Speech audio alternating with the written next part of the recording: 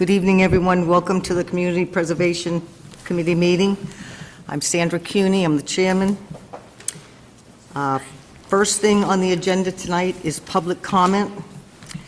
I would like to start public comment with a huge thank you to our coordinator, Maureen, who has put in a resignation, not because she doesn't like the job, and not because she doesn't like us, and not because anything happened at work, but because she needs some more personal time for herself to enjoy life.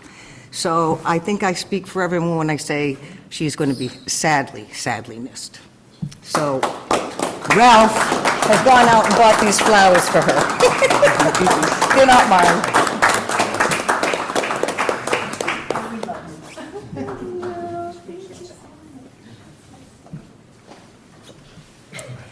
I hope that town management will keep Maureen on to help train someone, and I know there's enough money in our ad budget to maybe have her help us out as needed until we can find somebody.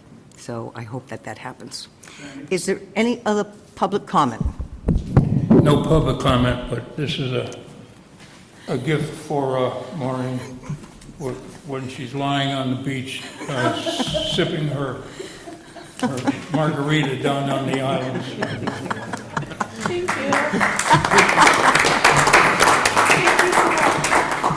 All right.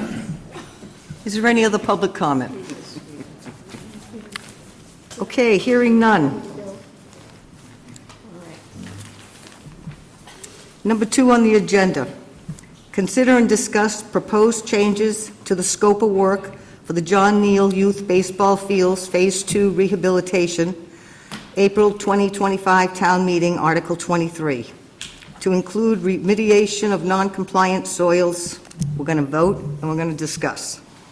So I'd like to start out first with just a little bit of history. For those of you who did not see this wonderfully written Enterprise article, a look back at the old Gifford dump by Devon. It was well written. So the history a little bit, Gifford Street dump was closed in May of 1957. I was shy of 3 years old, so I don't really remember much. It wasn't until August 1976, in a special town meeting, that the voters approved a plan to build the Little League baseball complex at the site on the old dump off Gifford Street. The fields were built by the Falmouth Youth Baseball Incorporated, and in 1977, the town's Little League held their opening ceremony. So that's 47 years ago. It did not cost the town a dime. Little League Youth Baseball built it and has been maintaining it for years. So I want to say thank you, and I commend those that have done that. It wasn't until a few years ago that we realized that complex was in dire need of repair. So in April of 2022, the Recreation Committee, Community Preservation Committee, and town meeting members voted $1.4 million to start to correct the problems there. We realized that that wasn't enough money. So this committee, this past year, had considered another $2 million, and that was going to be Article 23 that we'll be talking about now. So the committee the warrant has already been out, the article is in place, but because of what's happened now when we're putting in the new light poles and we realize that the soil underneath is contaminated, we'll have to hold that article on town meeting floor, and we have to decide and discuss tonight on how we can move forward. So I hope everyone is here tonight with an open mind of how we can help youth baseball and get through this problem. So I'm going to ask town management to go ahead and take the floor. Thank you, Madam Chair, members of the committee, for this special called meeting and giving us the opportunity to present. And Madam Chair, a great summary, kind of an overview of why we're here. And I said during the select board meeting Monday night that it pains me as the still relatively new town manager to kind of be in the position that we're in, but here we are, and we're going to try to go forward. We recognize, the management team recognizes that getting these fields to be state-of-the-art operational ball fields in the quickest timeline possible is important to this committee as well as it is to the public. So we understand that. And that's going to kind of frame the discussion and the presentation tonight, because really what we're attempting to do is remediate an issue that recently came to our attention as part of the Phase 1 improvements, like Madam Chair mentioned. We're trying to remediate and resolve that as quickly as we possibly can with funds that might be available. So I want to just start, if you don't mind, Madam Chair, with just kind of a quick summary, because I think the agenda talked a little bit about an overview or briefing of the, I guess, the most recent phase of our investigation, and that's, as you all probably know, we retain the services of a licensed site professional. Arcadis is the name of the firm. We've worked extensively with Arcadis in the past, very reputable firm. Part of their mission, or their scope of work, I should say, was to do some preliminary sampling of the spoils that were located on the site, and those spoils were the result, as you all probably know, of some of the original borings and excavation for the light stanchions, the light poles, the Musco light poles that are on Field 1 now. It was obvious, in just terms of looking at the spoils, that pile, that there was some glass and metal objects in it, but at that time, it was kind of unknown exactly to the extent. So Arcadis, their first task was to basically analyze those spoils. They did that, came back with, again, kind of the indications of lead in the soils. A further investigation was done, more in-depth investigation. Some samplings were taken as a result of 14 borings. And on the town's website, we're trying to place as much information as we possibly can on the website.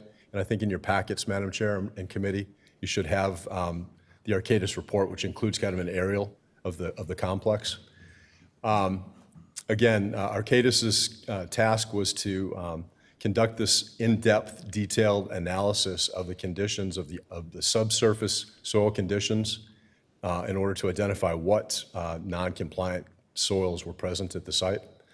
As part of this more in-depth analysis evaluation, that's when they came back with some of the initial readings with regards to lead, arsenic, and PCBs contained within the soils. And as Madam Chair indicated, this was back in the 40s and 50s, an active municipal landfill dump, heavily used, and containing what traditionally you would find in a municipal landfill or dump. So the next step after that more in-depth investigation that Arcadis performed, again in December, in early January, was to do a risk assessment evaluation of the site, taking that data that was gathered from the 14 borings and really doing a deep dive, deep investigation and analyses of the risk associated. They used what's referred to as the Massachusetts Contingency Plan, or MCP. It's a standard that basically considers or factors into health risk associated with different elements, metals. In our case, the lead, arsenic, and PCBs.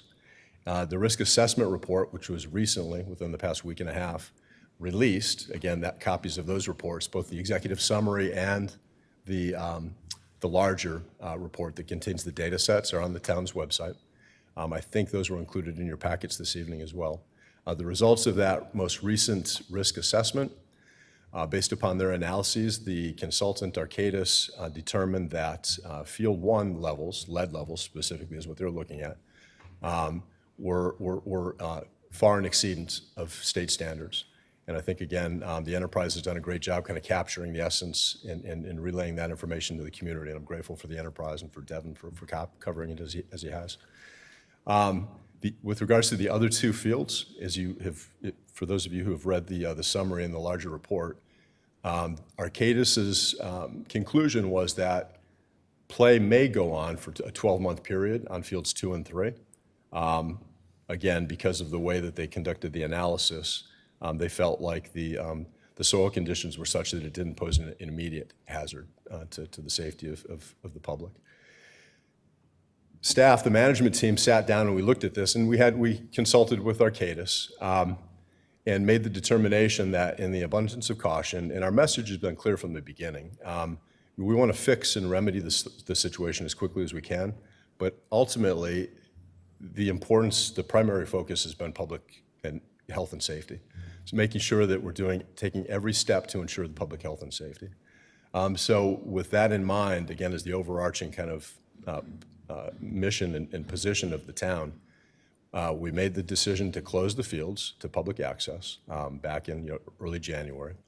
And in our determination, even though the consultant determined that play could be conducted for the next 12 months on fields 2 and 3, in our estimation, it just made sense to try to shut all 3 fields down and get the remediation underway as quickly as possible on all 3 fields simultaneously. So we're not having to worry about remobilization. We just get everything kind of underway at the same time.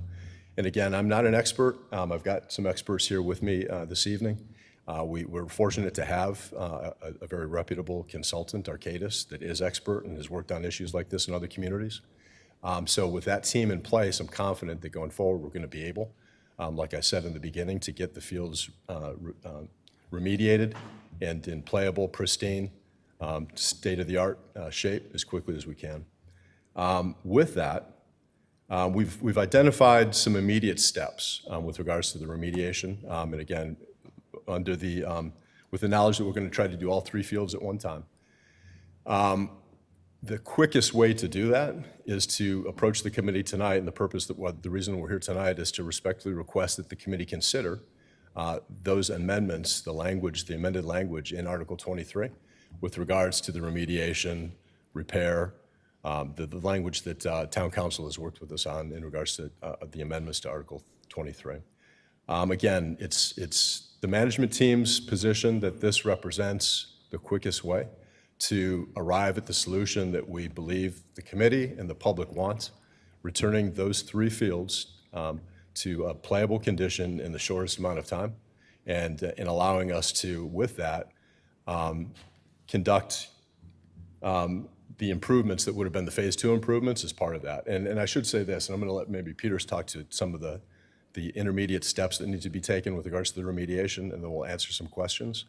It's important that as part of this remediation, the overall plan is to go ahead and engineer and design in those improvements, because once and again, I'm not an expert in this, but once we close the landfill, cap it, it's important that we have all of the infrastructure, the conduit, the wires in the ground already in place, because once you close it, to penetrate that barrier that we're going to be talking about putting down requires a whole new level of working with the LSP, right, to get permits to go back in and open things up. So the whole notion is cap it properly, and Peter's going to talk a little bit about that, what that means, and simultaneously making sure that we're having all of the infrastructure and the conduit and the piping and whatnot in place, so we cover it all up at one time and we don't have to go back in after the fact and make those improvements. So that ultimately, again, when we return the fields to a safe condition and the remediation is complete, we can start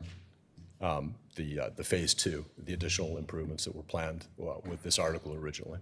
So Peter McConaughey, I'm going to ask you to kind of talk a little bit about kind of the steps, right, with regards to the remediation. And again, a lot of this is still fluid. We're working with Arcadis, the consultant, and Mass DEP.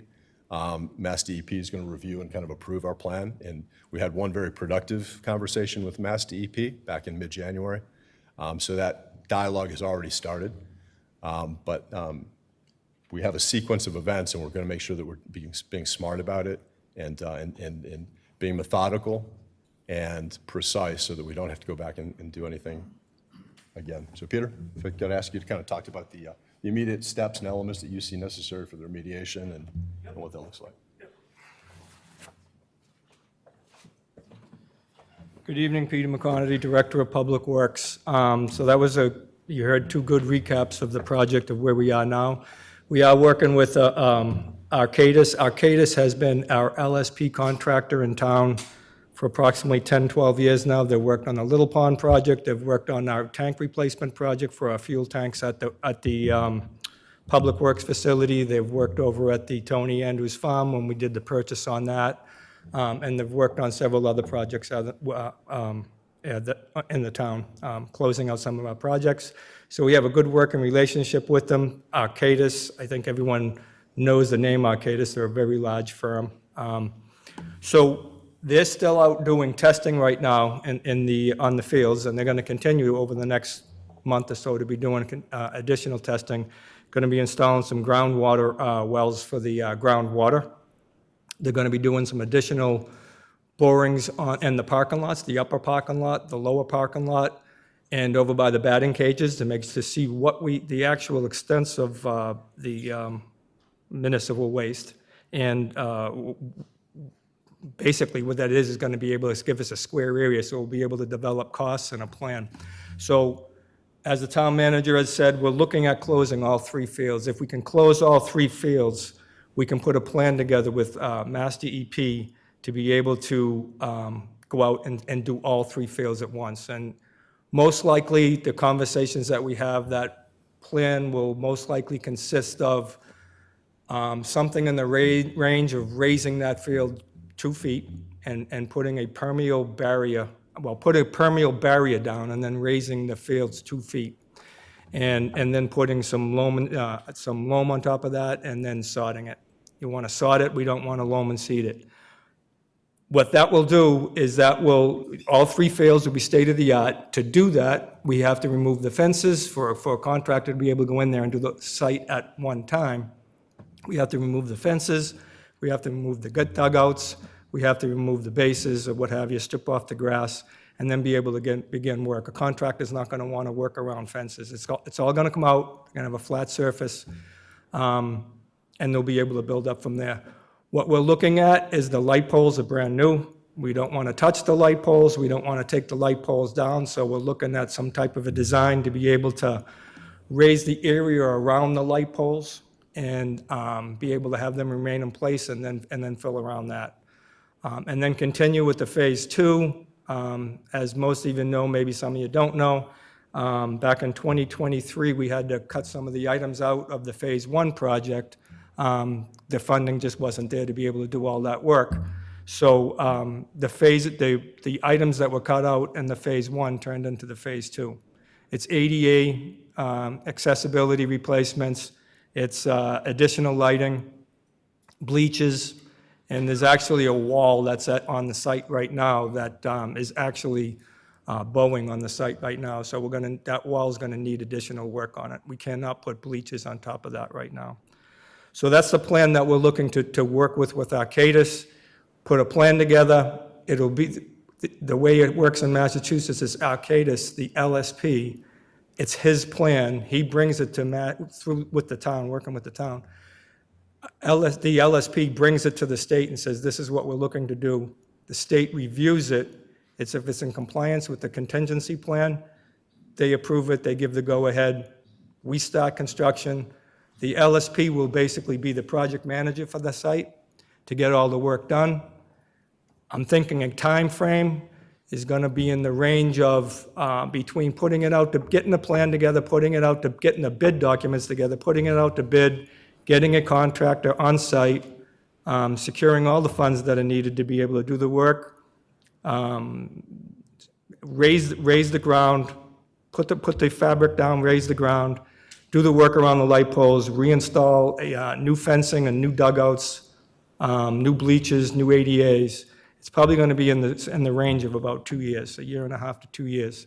So what we had done is the Falmouth Youth Baseball League is working with our park superintendent, and we're looking at having 3 additional fields to be used during this time frame.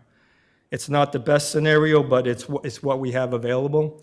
And so the fields that they're looking at right now is the Lawrence Field over at the Lawrence School. And actually, if anyone drove down Catherine Lee Bates yesterday, you saw pretty much most of the Parks Department out there stripping the field and putting new material down to get that ready. We've already ordered some fencing to be able to put some fencing up. And I believe a question was asked the other night about lighting, if there's lighting possible. So our parks superintendent is actually looking into renting, if it's a possibility to rent lights to be able to play in the fall. That's something that's we're still looking into, but that could be a possibility. The second field is the Morse Pond. Morse Pond will be the second field, and then the JV field up at the high school, so there'll be 3 separate fields. Our goal is to have all these fields back up and in place and running, so we'll be back to where we are. It will be a better facility. Right now, I think there's some areas up there that do need the improvements that will all be taken care of during this construction phase.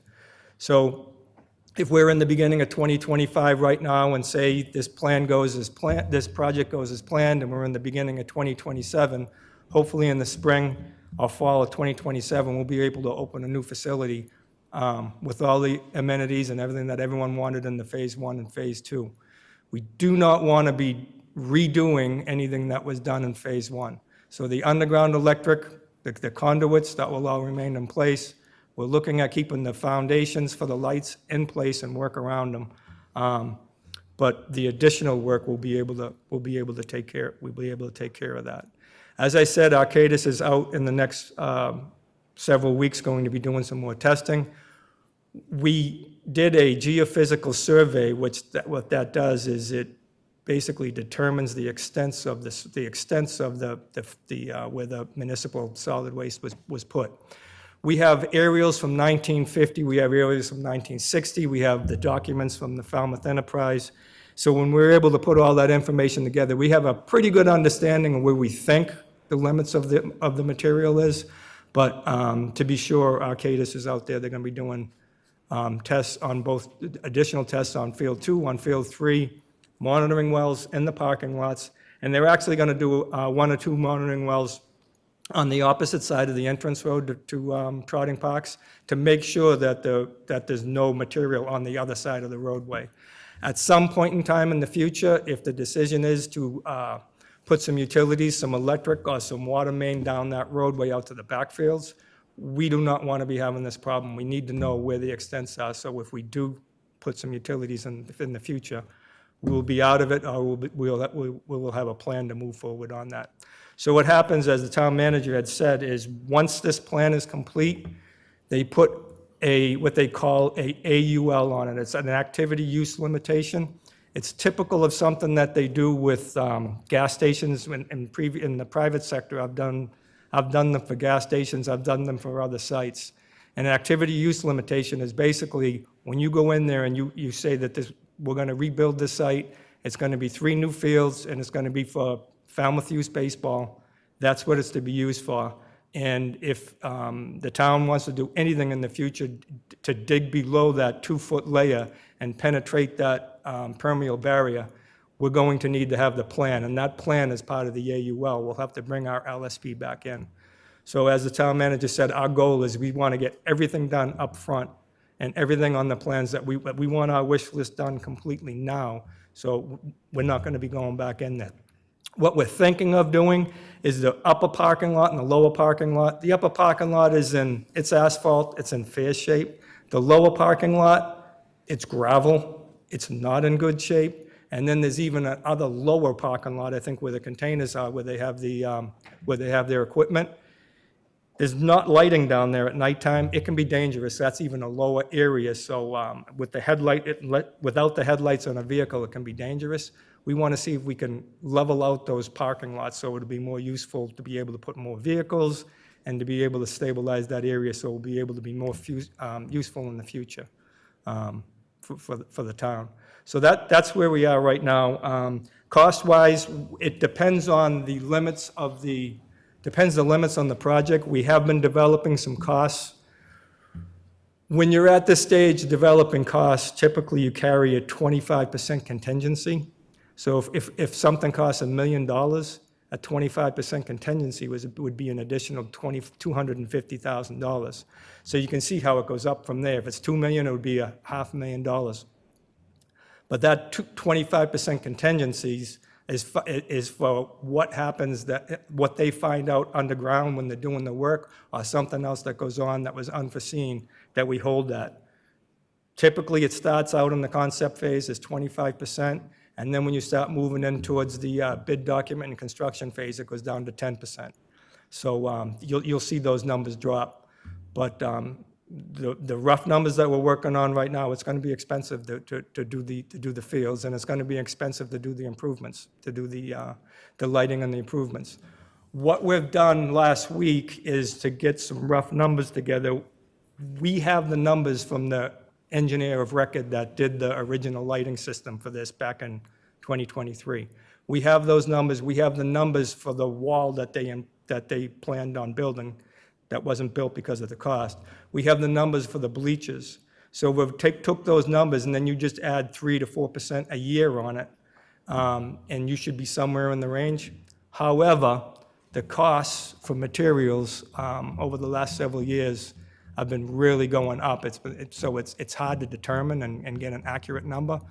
But as we move forward, get these numbers. We'll be hammering down these numbers. We'll be getting more accurate numbers. You'll see the contingency drop, but it's going to be several $1 million to be able to get out of this field and get it back up into working condition again. And like I say, the goal is 2027.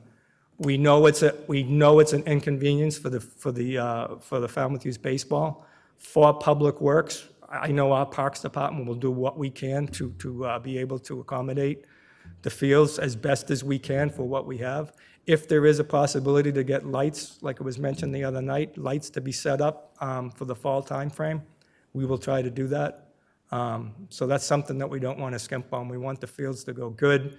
We don't want to be losing the youth for the baseball over the next couple of years while we do this. So that's something that also we're going to be keeping in the back of our mind. But for as far as Public Works, we're going to try to help out. Just as I think most remember, back in 2023, I remember the Falmouth Youth Baseball came to the Select Board, and there was a lot of concerns that it was summertime, and there was concerns that they had no lighting, and that the fence was all in bad shape out in the field. And I happened to be at the Select Board that meeting, and I got up and I said, let me take a look at it, what we can do. And what we were able to do is we had our town electrician be able to get on and string overhead wires to get the overhead lights going for that season. And then we had a fence company come in, and they basically sleeved the outside fence and put new fabric up or fastened the fabric, so they were able to get that season through. So to go this way, we'll be looking at doing the same thing. What we can do to accommodate the field, that's for Public Works, we'll be trying to do that. But you'll be seeing the Parks Department over the next several weeks working on these fields. They did the Lawrence School, where we'll be doing the Morse Pond and the JV school. So that's pretty much where we are right now. Thank you, Peter. And I know everyone likely has questions. I'm going to ask Peter Johnson-Staub, the Assistant Town Manager, to talk about kind of the medium to long-term funding plans that we have. Peter? I won't take a lot of time. As you heard from Peter McConerty, this is going to be a complex project in terms of sequencing and mobilization, because we have the combination of the improvement work that needs to be done and the capping of the landfill, the remediation work that needs to be done. So as of today, we don't have a refined plan and refined cost estimates of exactly how that is going to play out. But the reason that we're here tonight is because we would like to get a jump on this project. We will need additional funding, as Peter McConerty made clear, and we plan to bring a funding request to the November town meeting to complete this entire project. But in the interim, we'd love to get started. And that's why we're here tonight. We're asking you, essentially to consider an amended application. It falls under the umbrella, the article that's on the town meeting warrant for April is written very broadly to improve the fields, capital improvements to improve the fields, and this falls under that umbrella. So it clearly falls within the scope of the article. We have opinion from legal counsel that it falls within the allowed uses of Community Preservation Act funds, and we can't, we're not far enough along tonight to be able to say exactly what we can get done for $2 million, but we know it's more than we can get done with nothing. So we're hoping to get a jump on this work so that we can expedite that timeline as much as possible. I believe you have a revised recommendation before you that we have prepared and has been reviewed by council. Thank you, Peter. So with that, Madam Chair, I'd be happy to answer any questions the committee may have. Okay. Does anyone have any specific questions that they want to ask in regards to this article? Madam Chair? Steve? I suggest that we address Community Member Brown's correspondence and those questions.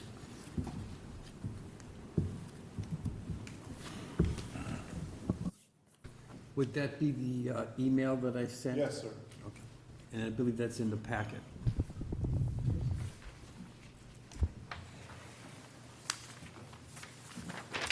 I have a copy if you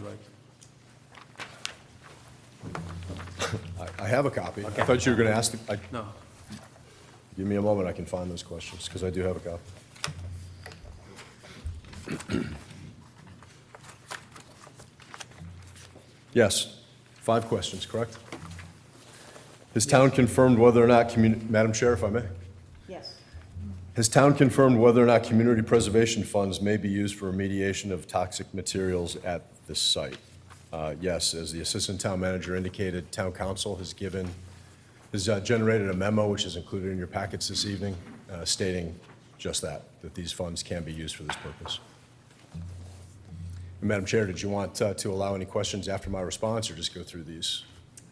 Well, I have a question.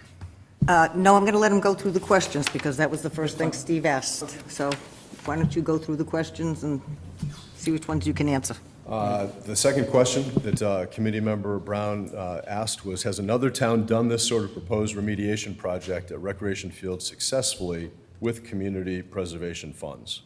I have no knowledge of any other community that's used CP funds for projects like this. I'm not sure if my colleagues have any direct knowledge as well. Maureen? In the CPC packet, there is an example from the Community Preservation Coalition Data Bank.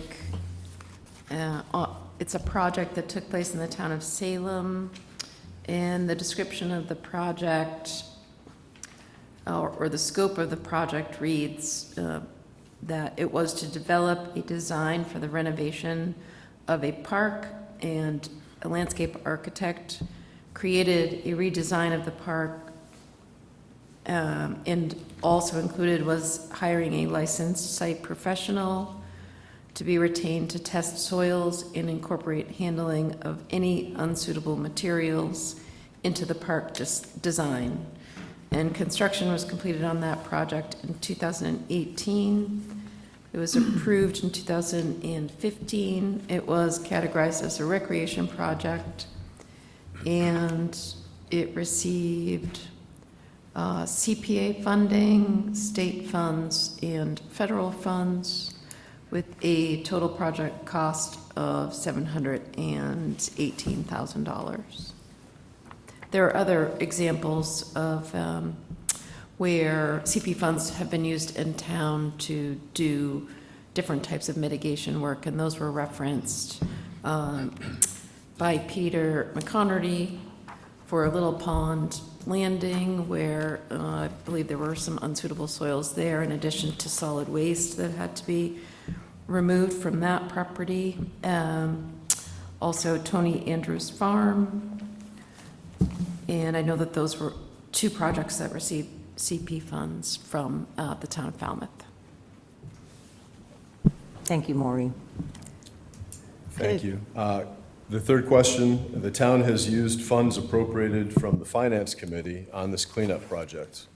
Will the town leaders continue to pay for the testing that may need to be done from the town capital maintenance budgets?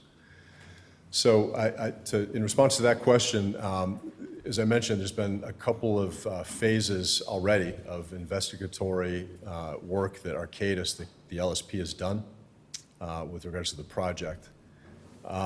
The request of through the Finance Committee was for a reserve fund transfer in the amount of $150,000. I think that was done over the past couple of weeks, relatively recently. The management team had some concern that there was going to be some immediate cash outlay needs with regards to some of the phased work that the LSP was performing, and we needed that cash on hand. I think we're in the 3rd amendment right now to the scope of services, is Arcadis, the consultant, progresses through the necessary steps in the investigation process. In response to the part of the question that talks about future use, the town's plans, town manager's office plans are to work with Arcadis to develop, as Peter McConerty, the DPW director mentioned, to fine-tune a budget, project budget. We will be relying on some town funds. We're going to have to.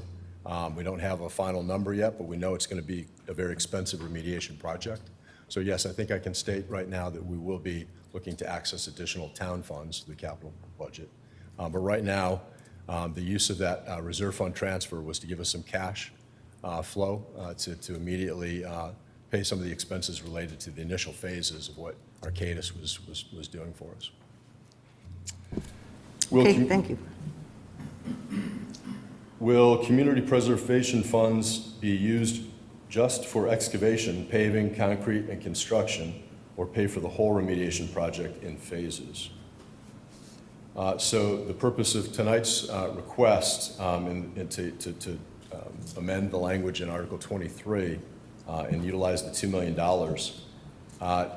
we don't have, as has been indicated previously, a final budget yet for that remediation cost. Arcadis has given us some tentative numbers. I don't want to be throwing numbers out tonight without having had a chance to kind of refine them further. I can say that the $2 million is likely going to get us through the remediation, but there's some additional costs that we just don't have a good grasp of yet. So I think right now that the $2 million request, like Peter Johnson Stout mentioned, is going to get us very far along the path of getting us to where we need to do with regards to the remediation, resolving the non-compliant soil situation, and capping those fields properly. And the last question, number 5, can the town obtain additional funds from the capital and maintenance budgets moving forward through annual or special town meetings to finish the project on a faster track to avoid terrible and higher cost of phasing this children project over multiple years of budgets? And so that I don't misspeak, Peter, can you address the question with regards to the special town meeting and some of the sequencing? Peter Johnson.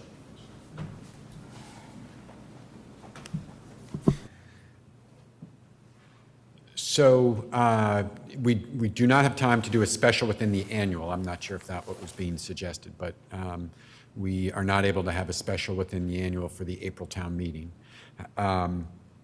You know, we haven't done a special town meeting outside of the, in addition to the annual town meetings outside of April and November in a very long time. Mobilizing for a town meeting is a significant undertaking, in terms of time and effort beyond the cost. So, I guess it's a matter that we could bring to the select board for consideration. But again, I think that there's a lot that we could do with the $2 million between now and November, and then there's inevitably going to be work that's going to need to take place in the spring of next year.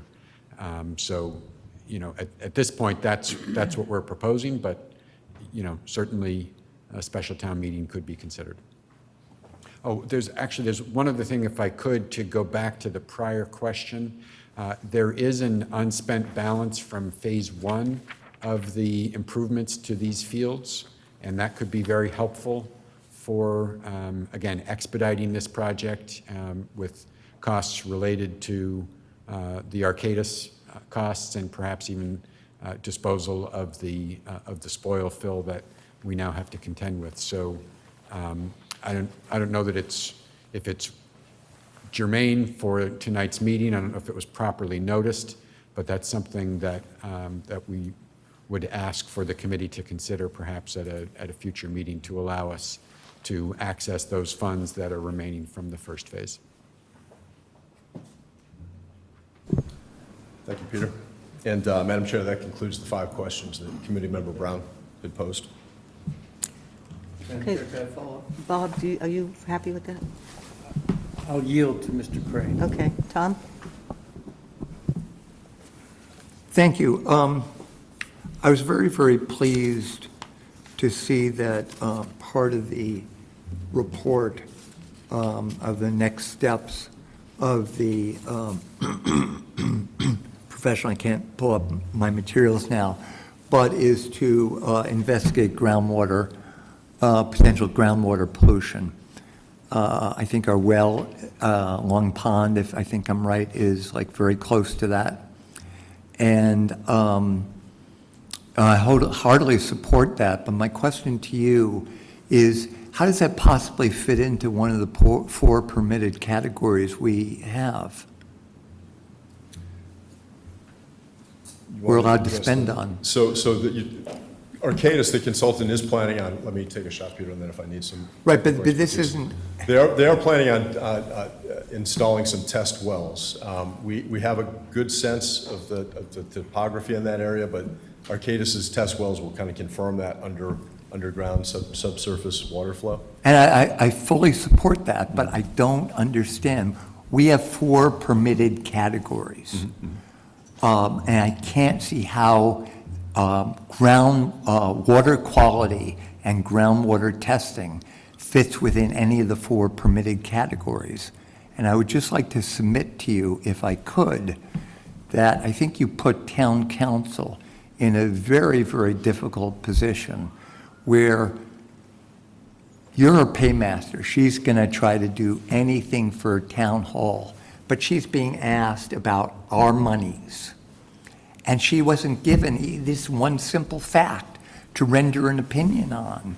And so I'm just, it to me strikes me as just a very rushed process. And I don't buy, at least as far as, the groundwater, which again, I totally support. Having clean drinking water is, incredibly important to me. But it's just not part of town meeting money. Thank you. I'm sorry, Crane? CPC money. Yes, come on up. We have other sources of funding that we may be able to utilize, and I'm not sure what the budget is for the test wells. Peter, do you know that? Or? So the project that we're doing, it's a requirement through the Mass Contingency Plan for our LSP to test the water, especially with the Long Pond within a half mile of the area. All the indications that we have right now through wastewater and through underground the water flow shows that the water does not flow towards the pond, it flows in a southerly direction. The monitoring wells that the company is going to be installing within the next several weeks, it's not a large part of the project, it's a small part of the project. So if there's something that we can take a look at to see, I don't think it's the cost to do that work, I believe is not very expensive. Well, let me not say that. The cost to do that work and the monitoring of it could be absorbed into other budgets. We'll have to just take a look to see if we can do that, if that's a concern. I don't want I don't want this groundwater monitoring to be able to hold up these funds if there's concern on that. I think the cost and the work to do for that is minimal on this project. I understand that, but with due Excuse me. respect to me, if I may continue with a few follow-ups, they relate to that point and also about special town meeting. But with due respect, I think it's symptomatic of just the incredibly rushed effort to just wipe away a year of our hard work, promises made to our youth about Phase 2. Even Mr. Johnson's Taub suggesting somehow we could use unspent money that was voted in 2022. With due respect, I just don't think this has been well thought through. I want to address the other point. Many of you know I was moderator of the town of Weston.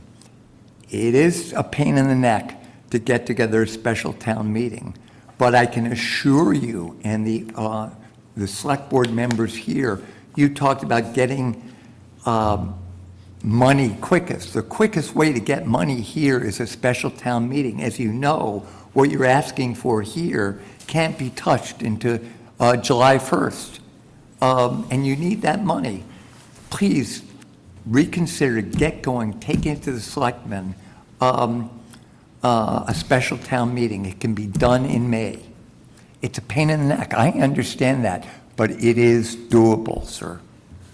Madam Chair, and thank you, Committee Member Crane. And I appreciate your comments. This whole thing is a pain in the neck, having to deal with this respectfully. And I think we indicated that certainly with regards to your first question, we'll go back to Town Council and ask a very specific question in regards to the use of CPC funds for the test wells. We do have the other source of funding that I think was mentioned tonight in regards to the Finance Committee Reserve Fund transfer. We have those funds available, and as the DPW Director indicated, we don't anticipate those costs of those test wells, a very important and required portion of this investigation, is going to be excessive. So I'm confident we can cover those costs without using CPC funds. We can utilize the Reserve Fund transfer funds that we have available. But we will go back to Town Council and ask that very specific question if the CPC funds could be used for that purpose. We will also have the discussion about a special town meeting. Again, it's my understanding of the timelines, we've missed that, but we can certainly take a look at it. My goal as town manager, again, with the understanding that we want to take every step to ensure the safety of the public and the health and welfare of the public, and get these fields restored to an even better condition than they were prior to all of this being discovered. That's our primary goal. And I feel like this is the fastest path to achieving that. And respectfully, Committee Member Crane, you disagree with that, and I do respect that opinion. In Article 23, the way that I read the recommendation, and first of all, I did talk with our moderator, Dave Vieira. The process that we'd have to go through is to hold Article 23 on town meeting floor and make a new main motion. So the new main motion, upon the recommendation that you all have in front of you in your packet, says that the town vote to appropriate the sum of $2 million from the FY 2026 Community Preservation Fund estimated revenues to carry out risk assessment, site investigation, response actions, and rehabilitation of the John Neal Falmouth Youth Baseball Fields located at 545 Gifford Street, to be expended under the jurisdiction of the Community Preservation for this purpose. So the explanation says the project will occur on town-owned land at Trotting Park and will be led by the Department of Public Works, Engineer Division. The funds will be used to continue the risk assessment and site investigation and carry out response actions and rehabilitation of the youth baseball fields at Trotting Park. So it doesn't say anything about using this money really for the others. Maybe that can be town funds that are used for that. But this is clear that it's for use of finishing out the work that we need to do for youth baseball. For one, I want to see us get moving. I don't want to hold it up. If we vote no on this, then we're going to have another year of no baseball fields. And according to Peter McConaty, if we get moving on this, we might be able to have a state-of-the-art within 2 years. I mean, I'm certainly open. Madam Chair, Questions? could I just offer one procedural clarification when it's appropriate? Betsy, do you want? Yeah, go ahead. So just, I think the moderator was operating under the assumption that the warrant had been printed already. So if the committee votes a change in the recommendation tonight, that will be the recommendation printed in the warrant. Okay. Okay.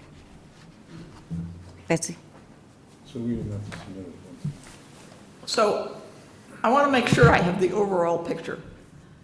What I see is you're going to be putting out two different contracts. You'll put out one contract to get as much done in terms of capping and paying for soil to be removed and et cetera. And then there'll be a second one to do all the items that need to be finished that we wanted to do in this CPC funding. And that will be, that second contract, the money for that will be an article in November town meeting. Is that, am I correct? Madam Chair and Committee Member Gladfelter, I believe that's correct, but Peter McConerty, can you kind of talk about the sequencing of the work and the contracts between the Arcadis development and approval of the plan, and then turning that over to a contractor to remediate? I know, I will. Yeah, so we'll be looking at, it'll be, if these funds are approved tonight, they'll be starting the project with these funds. These funds, when they put this out to bid, will basically get it out of the ground, is basically what they're doing. They'll fill it up and they'll get it out of the ground, and then we'll be going back to do the improvements for the. Everything above, right. Right, but there needs to be some coordination, because once that geofabric is put down and that fill is put on, that's it. There's not going to be no digging in through that. So that during the first phase, if foundations for lights need to be put in, they'll be put in. If something else needs to be put in, they'll be put in, Right. and the fabric around it. Yeah, I But- understand that. And then all the stuff above ground, the surface, the light poles themselves, the bleachers, the walls, that stuff, that can come at a second phase. But the first phase is to get out of the ground, basically. Okay, so the second part of this is,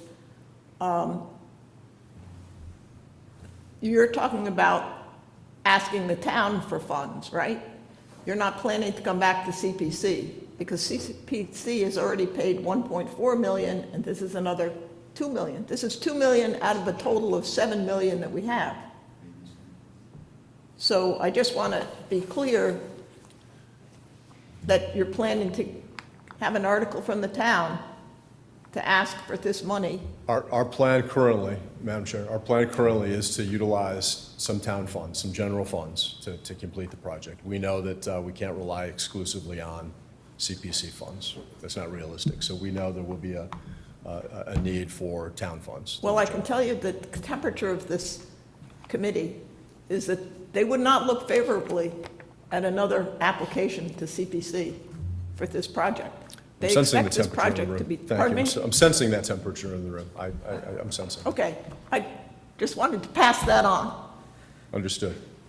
Thank you, Thank you. and thanks, Peter, for your clarification. Are there any other questions for the town management? Mike? Michael Stone. So if you're raising the grade, 2 to 3 feet, everything else has to go up. You might have to ballast things like at the landfill with solar, because it's a ballasted array. So that could change the design as well. It's just something to think about in the process. Obviously, it's still very early, but just wanted to kind of float that as well. I don't know if that's been thought of. Definitely. Yes, that'll have to be taken into consideration. And also, and Peter McConerty mentioned this with regards to the existing lights, the Musco lighting that was, $1.3 million in lighting that was installed.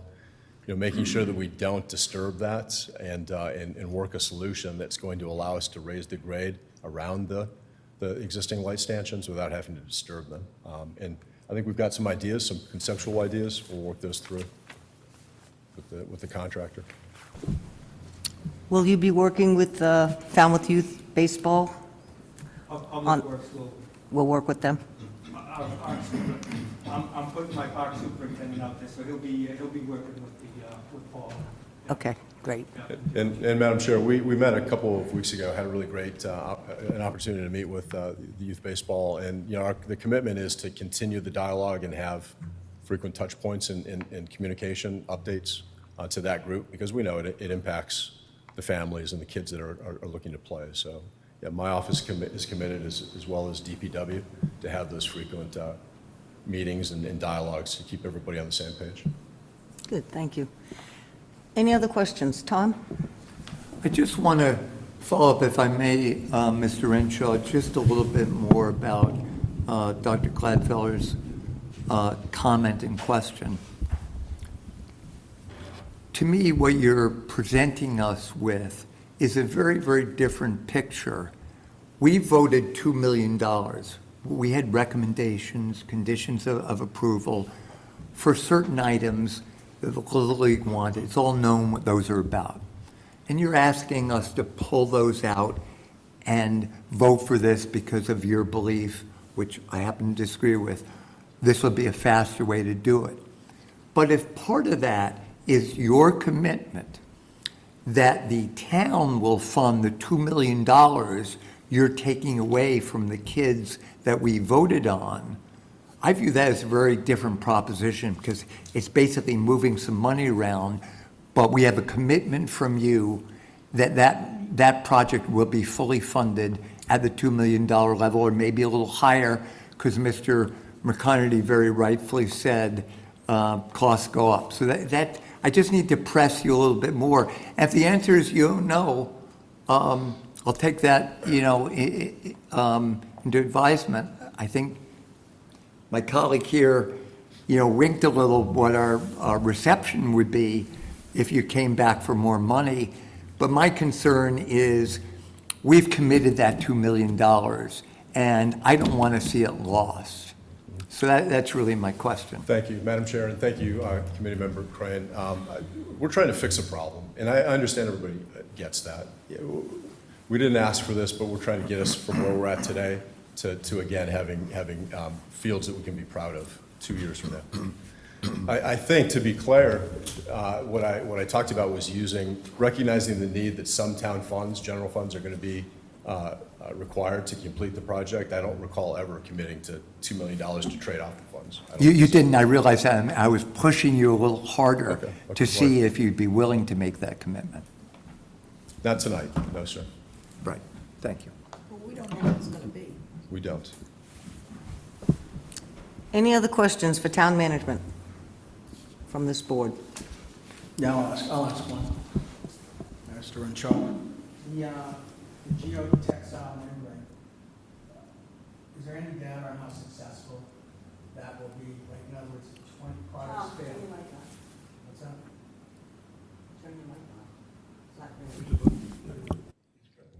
It's got to be green. Okay. How successful is the data on the geotextile membrane? 10 years down the line, we just don't want the product to fail. So these are the projects that they've been using since the 1980s, 1990s. They get better. So what happens is when they put this fabric down, it's of color. It's like an orange color or a yellow color. If someone's digging out there, typically they do it on the highways, they do it on the ball fields. If someone's digging out there and they hit that, they know that that's the limit, that they're going into something else. So it's usually a different color material. Okay. You put that down and then you put material on top of that. It's just like the landfill up at the Thomas Landers. It's there, 50 years, 70 years, so it's an approved product through the Mass DEP, and I mean, as long as no one goes up there and starts putting fence posts through that membrane, then Okay, we should not have a problem with it. thank you.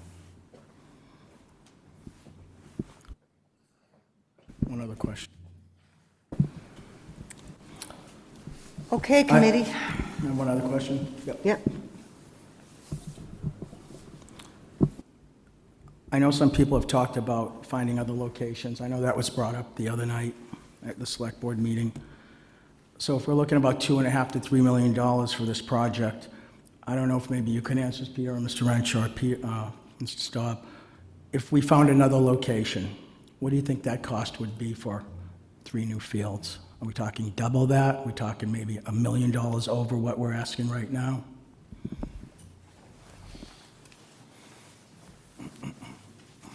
That's a good question. So what this contract's going to be is, the contractor's going to go out there, he's going to level this field. So you're basically going to be almost starting from scratch outside of the lights. You're going to be starting from scratch. So the cost from going up from there, it's almost like a new site.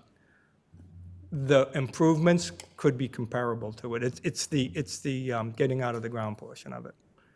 So I will just, and we've alluded to it, that we've already spent $1.2 million up there, putting the electric conduits up there and the fence up there and the lights up there. If we go to another site, then that'll be a loss for the electric conduits and the, you can reuse the lights, but you can't reuse the foundations. Thank you. Okay, any discussion among the board?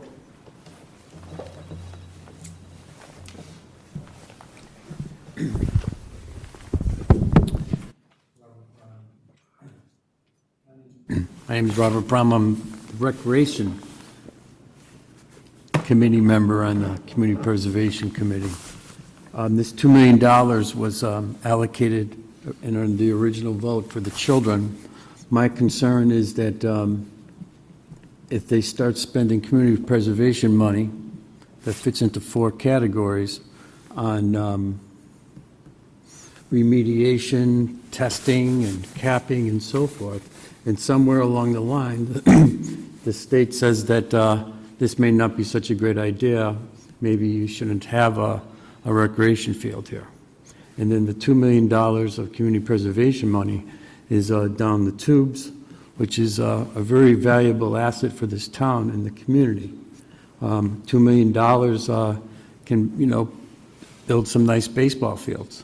$2 million can rehab a number of playgrounds that are desperate for rehabilitation in town.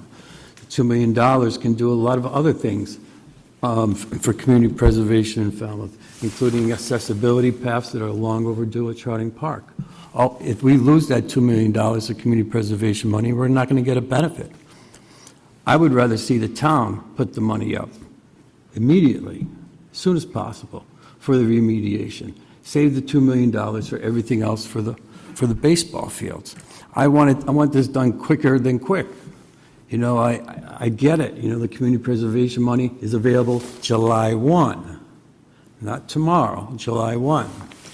Maybe somewhere in between we can get some money from the town to do this and save the $2 million for the community preservation is allocated for the children. They're going to need new dugouts. They're going to need new fields. They're going to need new infields.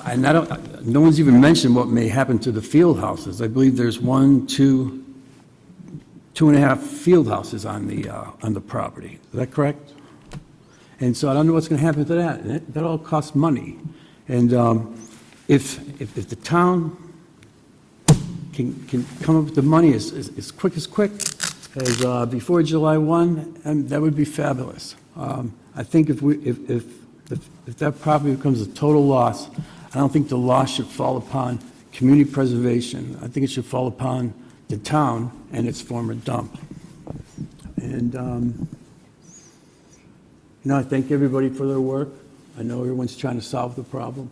I know the town manager didn't ask for this. I know none of us asked for this, but there's no easy outcome.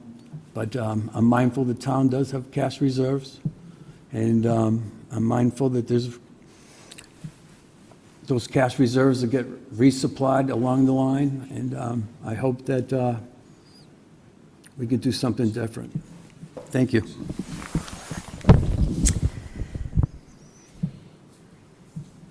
I'm gonna say, first of all, that this is a proper use of CPC funds, and it has been said so by our town council.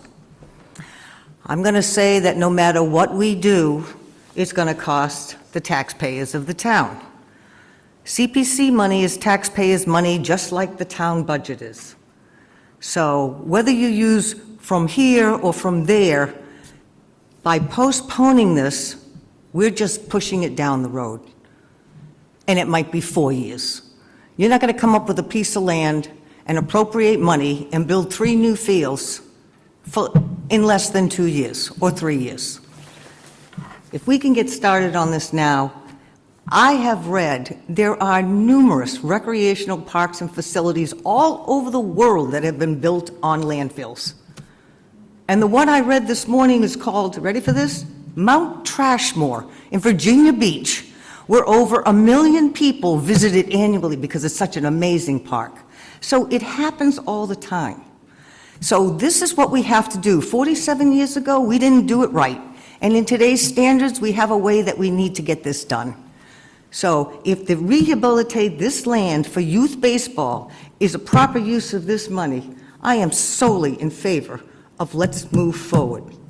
So if anyone else wants to say anything, please do. Otherwise, I'd like to take a vote. Betsy? I want to just agree with you. I mean, this is a common technique. I mean, Peter knows this. There are landfills all over that are capped properly.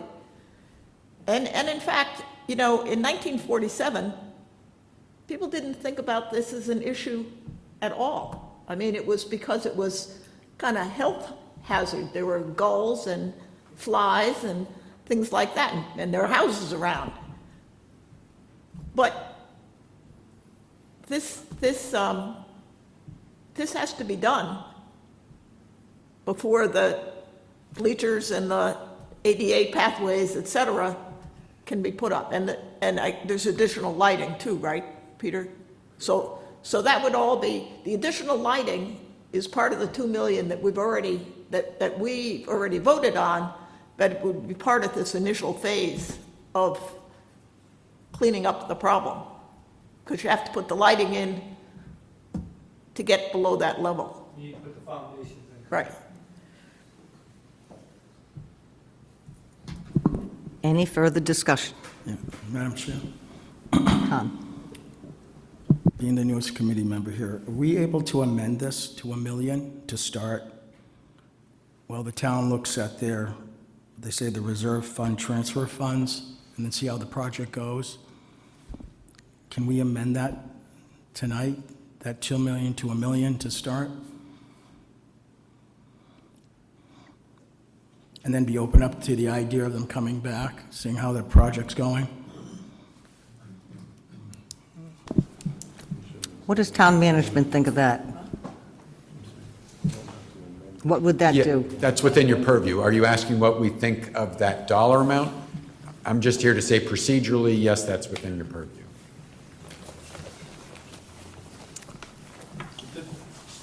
Just want to put it out there, as I mentioned, $1 million is not going to get the remediation done. We're not going to get out of the ground for $1 million.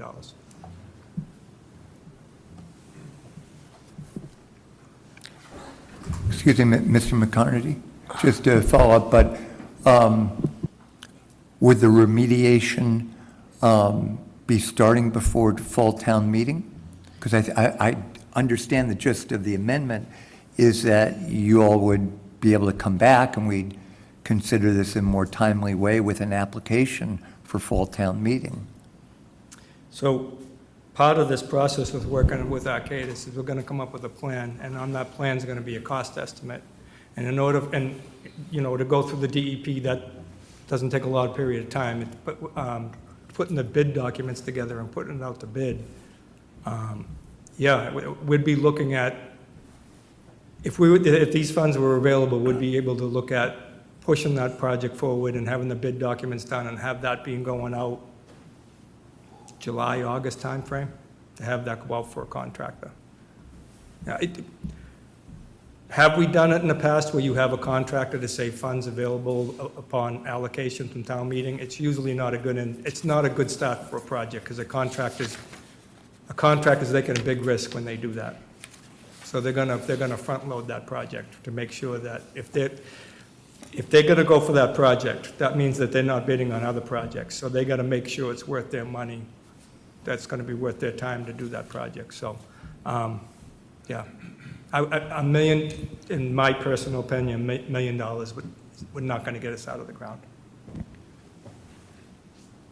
Tom, was that your question, or were you asking if we would have a community preservation application for the fall? Well, I thought the gist, I don't want to speak for you, Mr. Zahn, but I thought the gist of the application is, let's go halfway, let's get you $1 million, that would start July 1st, come back with an application with some kind of budget for fall town meeting, and my perception is that's not going to slow things up, and that was really my question.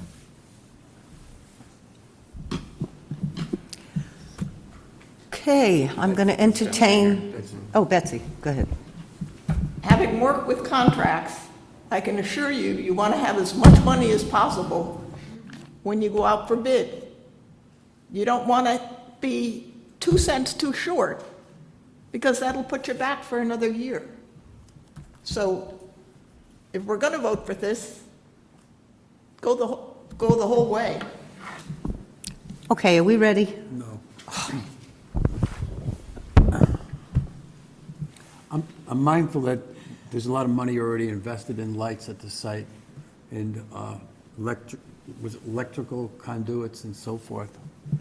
If if we didn't spend all that money there, would we be walking away from this field and going somewhere else? I mean, that's, I'm thinking if this was just a capped site recently, that we wouldn't be building a field on top of this. I mean, would we put another municipal building on this site? I don't think so.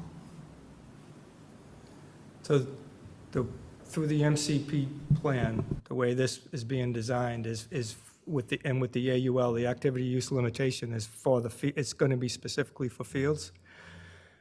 So the conundrum that we have in town is we had our town planner go through a exercise to look at vacant parcels for different buildings, because there's different buildings coming up. And when he did that, he went through a lot of different pieces. There's not a lot of property available for recreation that either does not have a conservation restriction or some kind of state regulation that would have to go through. So there's not a lot of alternatives out there for properties. Is it possible that? Is it possible if Morse Pond School were to be consolidated with Lawrence School, a new baseball park could be built on that site? I'm not the school superintendent, but I believe that that's several years out. So I want to bounce back to Mr. Brown's original question. So I personally, I think the current site is a great centralized location. Hypothetically, if we hadn't invested over $1 million, would we walk away? Again, I think it's an ideal site for a ball field complex. I do. As Peter McConerty mentioned, we don't have the pool of adequate sites available, town-owned. So you don't want to have land acquisition costs on top of this. Town-owned sites, that pool of candidates is very small. Again, considering the centralized location, the assets that are already around it, I think, in my opinion, having managed in local government for 30 years, you want a gem of a complex like this to be the central kind of location, kind of the hub, if you will. And I think this location is perfect for that. We just need to remediate, fix a problem, and as Dr. Gladfelter mentioned, ball fields are built all over the country, all over the world, on top of properly closed municipal landfills. That's the step that we have to take now, is properly close this. Thank you. Thank you. I'm going to ask Falmouth Youth Baseball, is there anyone that would like to speak?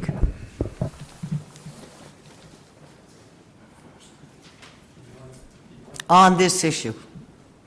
On this issue. Hi, Josh Oliver, member of Falmouth Youth Baseball and high school baseball coach for Falmouth High School. I want to thank everybody that's really working to try to remediate this issue, because obviously this is not something you planned for. I think the only hang up I have is we hit a problem. We're looking at a solution for this problem. And my fear is that in a rush to fix the problem, which I appreciate, because I like to see the kids being, back in our fields, are we missing the opportunity to explore over the next few months, while the money is still not available, to take a real hard look at the land? And the suggestion that we have come up with was taking a real hard look at Falmouth High School, which is not too far from the facility now. There's been some discussion in the past about developing some of the available property that's still there, that's undeveloped, for potential use for fields. One of the things I'm seeing as a connection to that is the YMCA will be built very close proximity to the high school itself.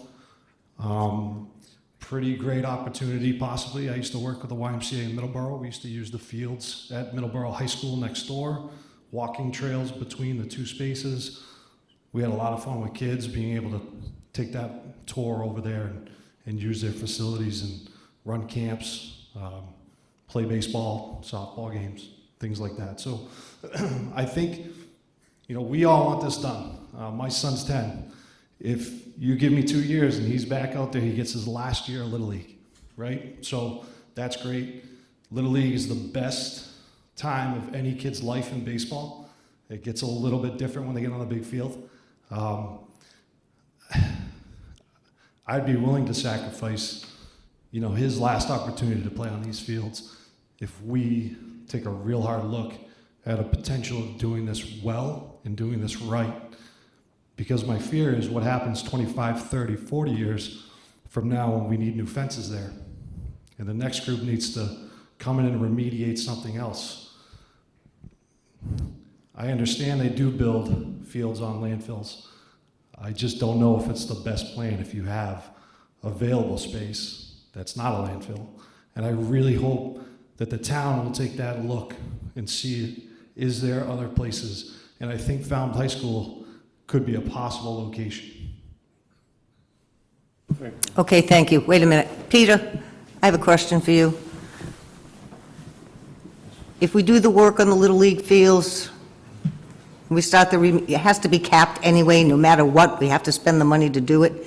Would you be taking the fences out? You said it would be starting over, and then you'd be putting the fences back after we have the 2 or 3 feet of loom? Yep. So that it wouldn't be a problem down the road if you had to replace the fence? So when we go to do this project now, the contractor will want to, he won't be wanting to go every 8 feet going to a fence post. He'll take them out, do the site correctly, and then re-put them in when he puts the fill in around the fabric. Right, so there wouldn't be a problem 20 years from now or 30 years from now if they had to put up a new fence? 30 years from now, like I say, there would be an AUL on it, would have an LSP to be, you'd be able to do it, Yeah. but you'd have an LSP to be able to do that. Okay. Be able to Okay. work with that and do that. So basically what it is you have the geotextile fabric, and then you have 2 feet on top of that. A fence post typically goes down 3 feet, so it would be penetrating a foot. If you put this fill on it for 2 feet and you had to go down 6 inches to fix a base or fix whatever, it's within that clean layer. It's when you start getting down to that 2-foot layer or the cap of that layer, the permeable layer, that's when you start getting the problem, because that material's underneath it. Betsy? I just want to point out that this is a landfill and a pollution site that we happened to discover. We wish we didn't, but I can assure you these sites are all over Falmouth. Contractors will go down and find void. This is a friend who was on Concom years ago with me, and he said, yeah, there's this void, and this house started tilting. And so we started exploring, and we put a hole down, and there was a void, and we put a camera down, and there was a Mack truck down in the hole. So, I mean, these are all over, so there's no guarantee that there are going to be other sites around that don't have the same problem, that would have to be remediated. Are we ready to vote? Okay.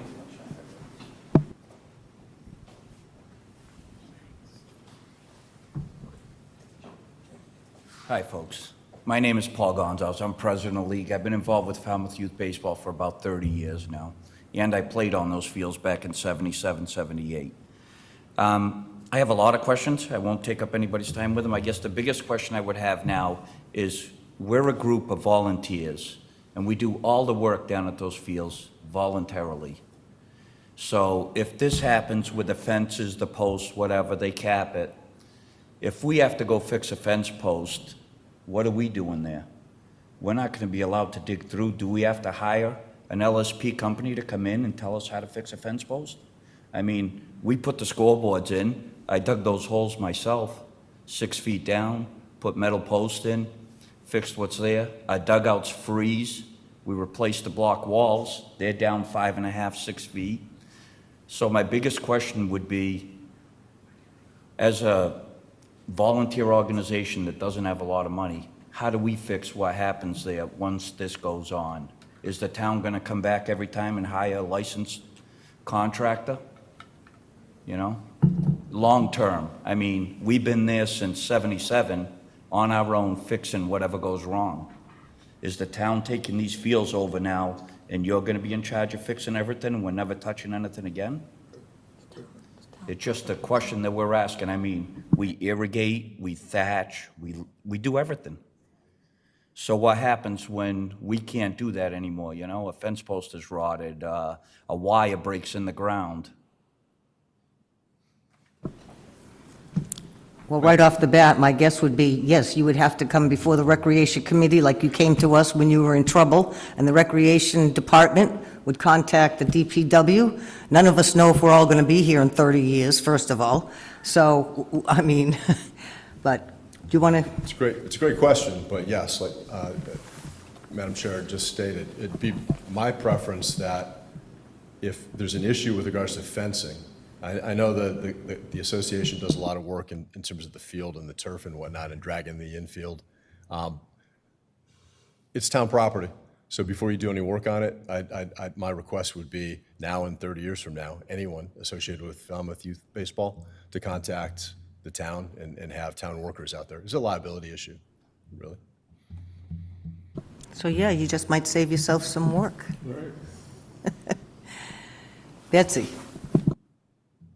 So does the baseball league, this gets back to other questions we've had this fall and spring. Does the baseball league have a lease, like a $1 a year lease on this? An MOU. Memorandum of Okay. Understanding. All right. So presumably, that could be part of a new MOU, since if we have a whole new set of baseball fields, we'll have a new relationship. And that could be part of the agreement.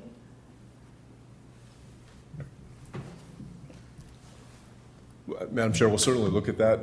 The assistant town manager just advised me that as part of the existing MOU, the association does have some kind of general maintenance responsibilities. But again, I think that would be limited to dragging the infield and just general, not replacing scoreboards or replacing fence posts or fencing. But we can certainly look going forward. It's like with the beach department. I mean, there's certain things that have to be done, and DPW has to be brought in for some of them. And again, as I stated earlier, that would be my, I think there's a significant liability issue if volunteers, and thank you for all the sweat equity that's been put into the complex, because I've talked to several of the youth baseball folks, and they've talked about over the years, the decades, how much work they've done on the fields. Never want to discourage that volunteer spirit and work, but yeah, going forward, in terms of the the major repairs and replacement of the assets and the fence posts and the fencing and backstops, that should be a town activity and not. So yeah, we'll just we have a work order system, put in a work order, and we'll take care of it. Okay, thank you. We're going on an hour and a half of discussion now, so I think that we need to make a decision and vote. So, in your packet, it's the recommendation, the revised recommendation of February 24th. Would be to vote and appropriate the sum of $2 million from the FY 2026 Community Preservation Fund estimated revenues to carry out risk assessment, site investigation, response actions, and rehabilitation of the John Neal Falmouth Youth Baseball Fields located on Gifford Street, to be expended under the jurisdiction of the Community Preservation Committee for the purpose of this article. This would become the new recommendation on town meeting floor, and these, the wordings of these have been, town council has gone over the wording, and it's appropriate. Yes, that's correct. So, all those in favor of recommending $2.2 million in preservation funds for the recommendation signify by raising your hand. Excuse me, Madam Chair, I would like to make an amendment. Okay.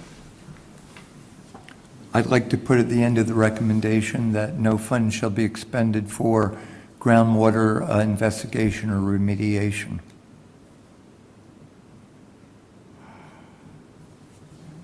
From the PPC fund? Yes.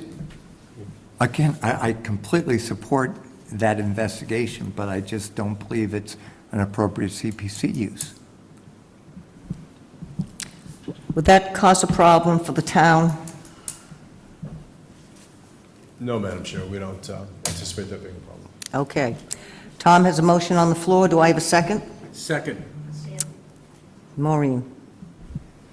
So there's limited time for making changes to the recommendations and explanations before the warrant is posted. And I think it would make sense to have town council review something like that prior to voting on it.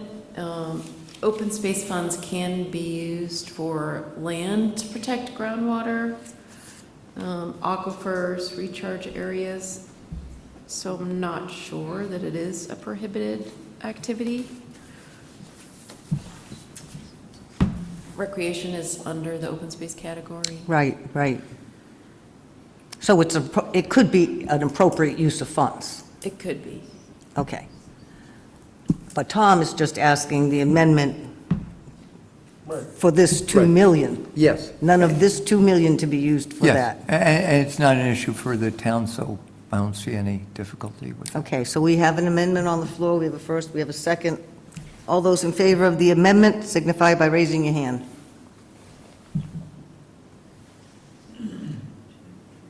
Okay, looks like we have a majority. Okay, so all those in favor of the recommendation with the amendment signify by raising your hand.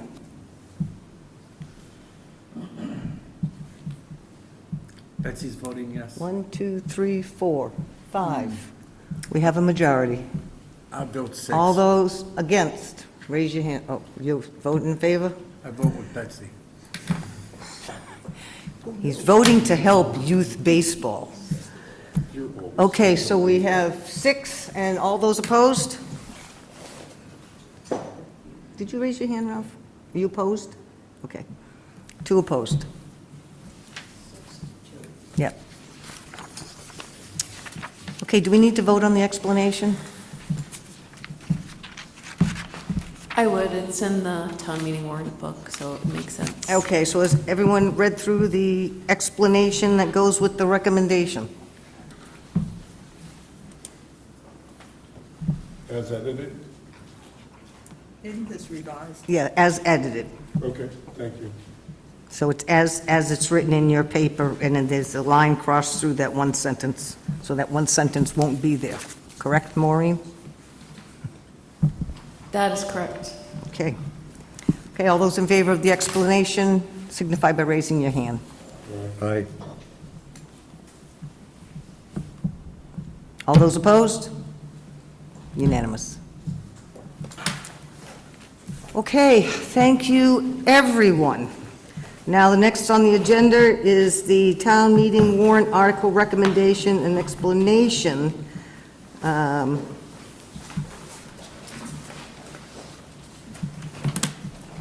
So we just did the John Neal Fields.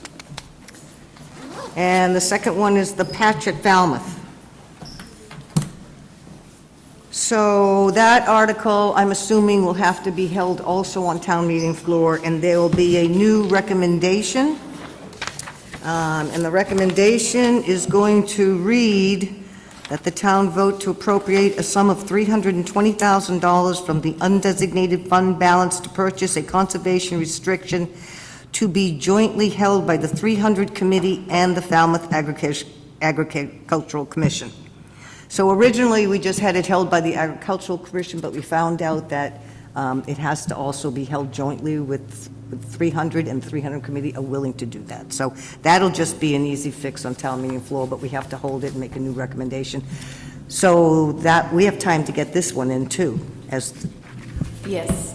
so if we put the new recommendation in, I won't have to hold it. So, actually, for this one, you will, because the issue of the CR is actually in the article as already voted and printed.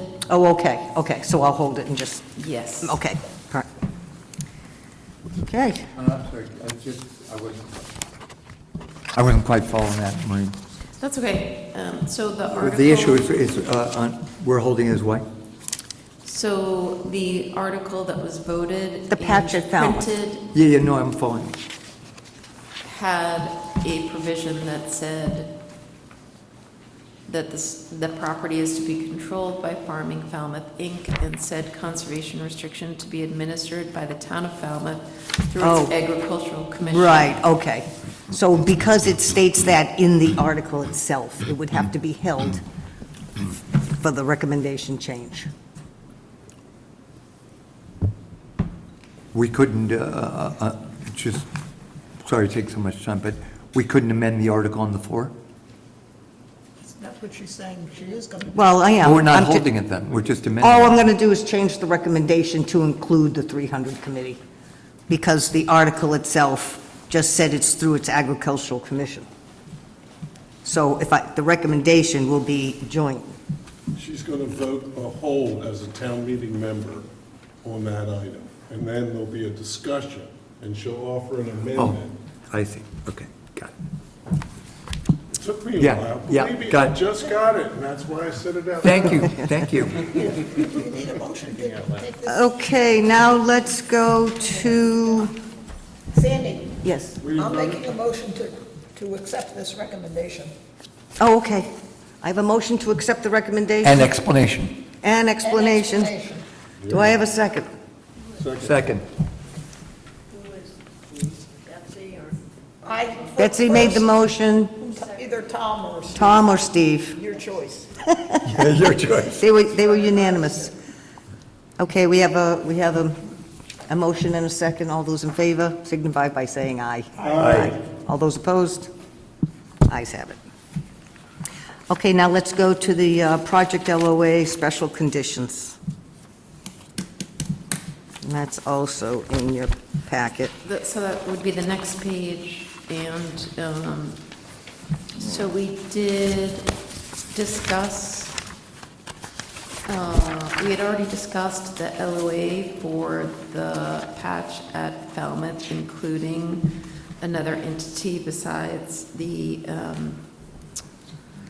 Agricultural Commission, and that's the reason why it's just the John Neal Fields here, because we did not previously discuss in the use of funds under the special conditions in the letter of agreement to include the risk assessment, site investigation, response actions, and rehabilitation of the fields to make the recreational assets functional for intended use. So that was added as letter A under number 1, use of funds in the special conditions, and otherwise, everything remains the same. Okay. So anyone make a motion to accept the special conditions? Second. Okay, first by Betsy, second by You Steve. have a lot of experience with this. All those in favor signify by saying aye. Aye. All those opposed? The ayes have it. Okay. Semi-annual report, project reports. You want to take it from here, Maureen? So all of the project reports that were due in January are submitted and in your packet. There are a couple of projects that will be closed out, including the 2019 Water Stations Initiative. There's a remaining balance of $2,695.23 that will be returned to the undesignated fund. And then the Woods Hole Historical Museum Historic Structures Report has a remaining balance of $2,500, and that will also be returned to the actually, I think it's the Historic Preservation Reserve, and going back to the CP fund. Great. Okay. Closeouts are wonderful. Signage. The chair's report, I don't have one tonight. Phew. Okay, administration report. Sorry, Betsy just asked a question about the open projects list, so I'm just going to ask that. Her question was regarding under Highfield Hall, The allocation from the CP fund was $1,108,000. The current balance is $1,208,000 because Highfield Hall contributed $100,000 toward the hiring of consultant services, and that is now in the account. Sure. Good catch, Betsy. Good catch. Play baseball. Shortstop. Okay, so I just have a few things to report. The Finance Committee concurred with all of the warrant articles on the April 2025 town meeting, with the exception of John Neal Fields, which they're going to take up.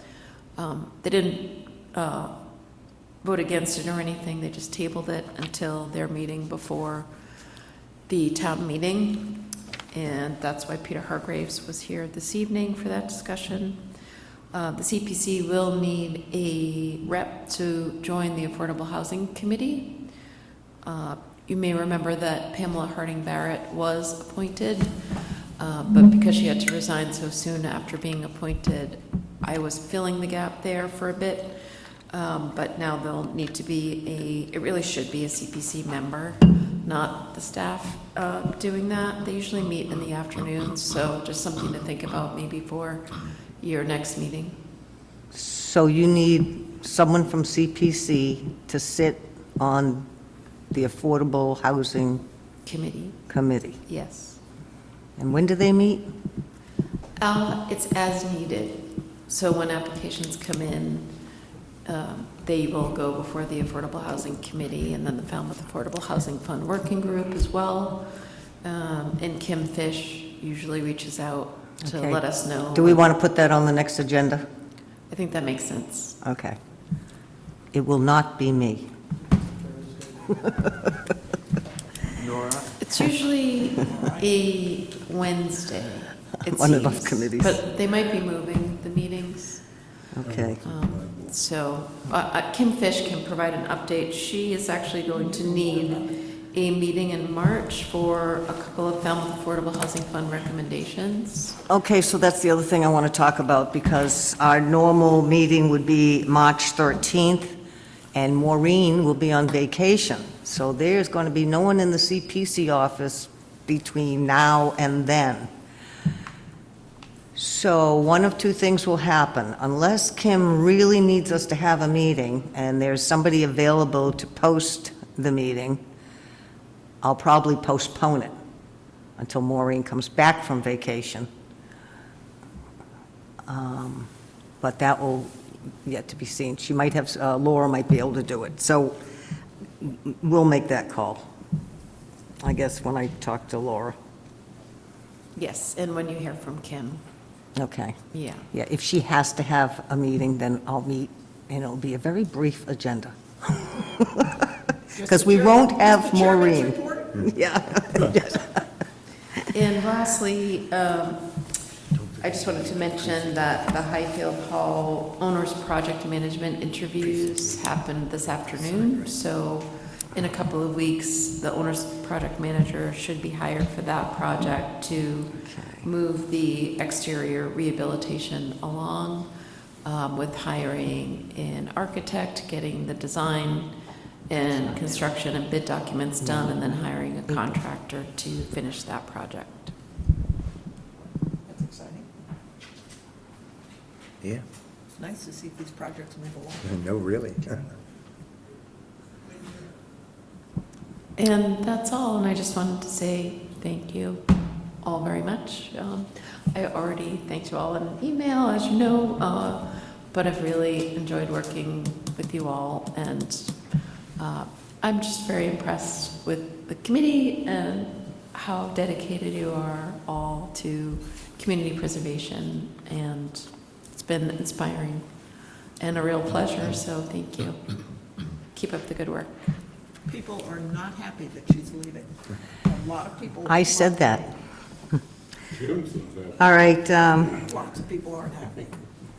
so After this meeting, we have an option. Before I go to the financial report, let me just say real quick, we can either take Maureen out for a drink tonight, or when she comes back from vacation, I can make arrangements and we can all meet and take her out for a dinner. Or we could do both. Or we could do both. I vote for doing both.